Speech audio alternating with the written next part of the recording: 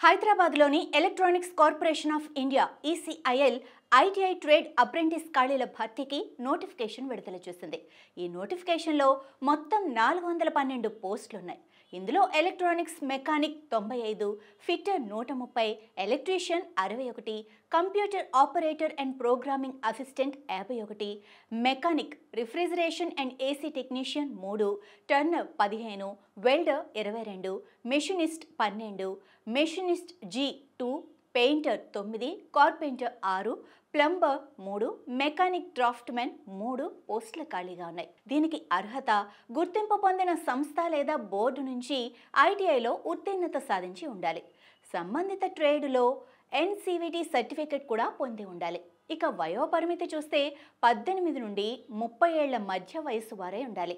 ఇక అప్లికేషన్లు ఇవ్వడానికి లాస్ట్ డేట్ సెప్టెంబర్ 22 కాగా డాక్యుమెంట్ వెరిఫికేషన్ 2025 అక్టోబర్ 7 నుంచి 10 వరకు ఉంటుంది. ఇక 2025 అక్టోబర్ 15, 16 తేదీల్లో ఫలితాలు వెల్లడిస్తారు.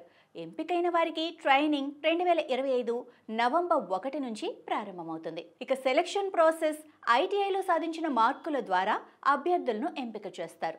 ఇందులో 70% పోస్టులు ప్రభుత్వ ఐటీఐలో చదివిన వారికి, 30% పోస్టులు ప్రైవేట్ ఐటీఐలో చదివిన వారికి కేటాయిస్తారు.